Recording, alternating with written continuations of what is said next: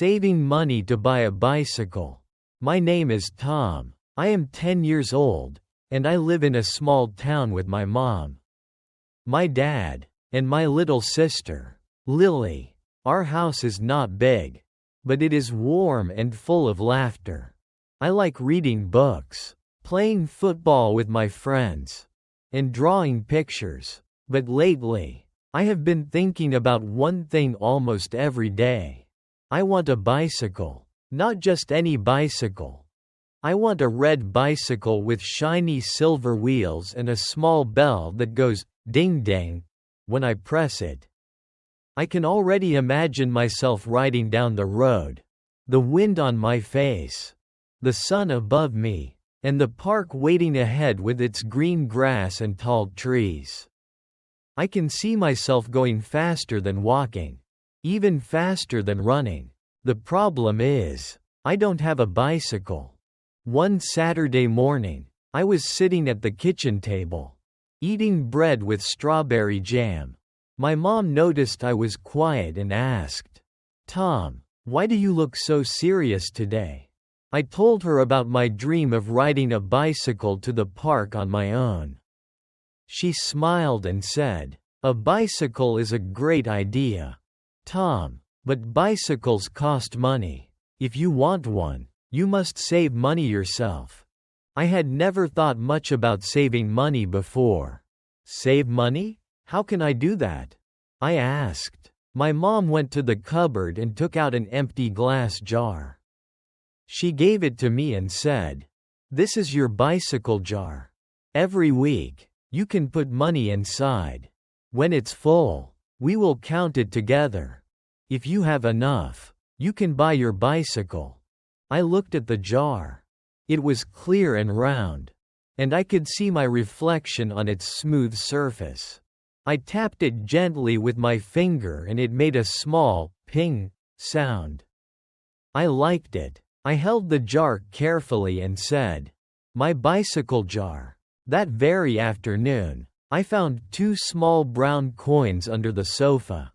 They were dusty, but they were mine. I ran to my room, opened the jar, and dropped the coins inside. Clink, clink. The sound was like music to my ears. The next day, my dad washed the car. He asked me to help him. I brought him water, soap, and a sponge. I cleaned the wheels until they shone. When we finished, Dad smiled and gave me 3 coins. "Good job, Tom," he said. I dropped the coins into my jar. Clink, clink, clink. Every time I added coins, I felt a little closer to my dream. 1 week later, I walked to the small shop near my school. On the counter, inside a glass box, I saw colorful candy, red, yellow, green, and they smelled so sweet. A small sign read, 2 coins each. I touched the coins in my pocket. I had 3. For a moment, I wanted the candy more than anything. But then I thought about my jar at home. If I bought candy now, I would have fewer coins for my bicycle.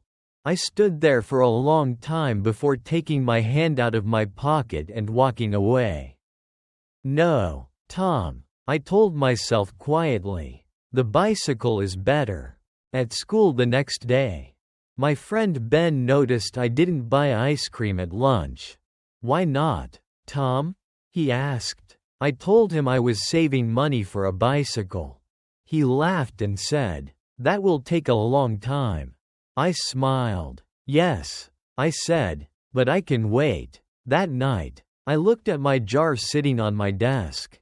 It was not full yet. But I remembered my mom's words, "Every week, you can put money inside." I whispered to my jar, "Don't worry, I will fill you up." Every coin I found, every coin I earned, I dropped into that jar. Sometimes I helped my dad wash the car. Sometimes I carried groceries for our neighbor. And sometimes I cleaned my own room without being asked. The jar became more than just a container for coins. It became a reminder of my dream and my patience. It stood on my desk like a quiet friend, always waiting, always ready, and I knew that one day, when it was full, I would finally ride my red bicycle through the park with the wind in my hair. The long weeks and the big test. The first week of saving was exciting. Every time I dropped coins into my jar, I smiled, but as the weeks went by, the excitement became harder to keep. Some days, I didn't find any coins. Some days, I wanted to buy snacks with the coins I already had. One Monday afternoon, after school, I passed by the toy shop. In the window, I saw a small red car made of metal. It looked shiny and fast. I stopped and stared at it for a long time. The price tag said, 5 coins. I had exactly 5 coins in my pocket that day. My mind started to argue with itself. Buy it, Tom, one voice said. It's small, but it's fun. You can play with it today. Another voice said, no, Tom, remember the bicycle. The bicycle is better. Don't start again from zero.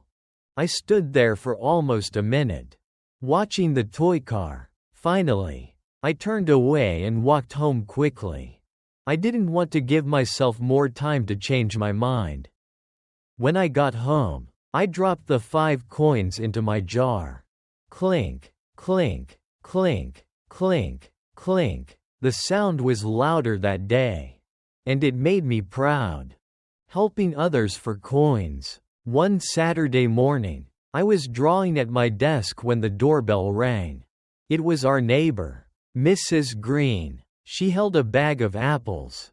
Tom, she said kindly, can you help me carry some boxes from my car to my kitchen? Sure, Mrs. Green, I said. I carried 3 boxes. They were heavy, but I didn't complain. When I finished, Mrs. Green smiled and gave me 2 shiny coins. For your bicycle jar, she said. I was surprised. How did you know? I asked. She laughed. Your mom told me about your dream. I felt warm inside. Even other people wanted to help me. I ran to my room and added the coins to the jar. I shook it gently and listened to the sound. It was getting heavier. The rainy day a week later. It rained all afternoon. The sky was gray, and the streets were wet. I couldn't go out to play. So I stayed in my room. I sat at my desk. Looking at my jar, I wondered how much money I had. I wanted to open it and count the coins. But my mom's rule was clear. Don't count until the jar is full. As I sat there, Lily came into my room. She was holding a small pink piggy bank. Look, Tom, she said, I have some coins too. I want to help you. I was shocked. But, Lily, you can keep your coins for your own toys. She shook her head. No, I want to ride the bicycle with you. Maybe you can take me to the park. I smiled and hugged her. Thank you, Lily. She poured 3 coins from her piggy bank into my jar. The coins made a deep sound when they landed. Clink, clink, clink. My jar had never felt so full. The big test. 2 weeks later, the biggest test of my patience arrived. It was the school fair. There were games, toys, and food everywhere. My friends ran around, buying popcorn and balloons. The smell of popcorn filled the air. I checked my pocket. I had 8 coins that I had planned to put in my jar that night. Come on, Tom, Ben shouted. Let's play the ring toss game. It's only 3 coins. I almost said yes. But then, I imagined the red bicycle again. I saw myself riding through the park. I felt the wind. I heard the bell. That picture in my mind was stronger than the smell of popcorn or the sound of my friends playing games. Sorry, Ben, I said. I'm saving for my bicycle. Ben shook his head. You're crazy, Tom. Maybe I was. But I also felt strong. That night, I dropped all 8 coins into my jar. Almost there. By the end of the month, my jar was almost full. When I picked it up, it felt heavy. I could barely see empty space inside. I knew that soon, very soon, I would be able to buy my dream bicycle. But I also knew one thing. I had passed many small tests to get here. I had learned to wait, to say no to small things, and to keep going even when it was hard. One evening, I looked at the jar and whispered, "Just a little more, my friend. Soon, we will ride."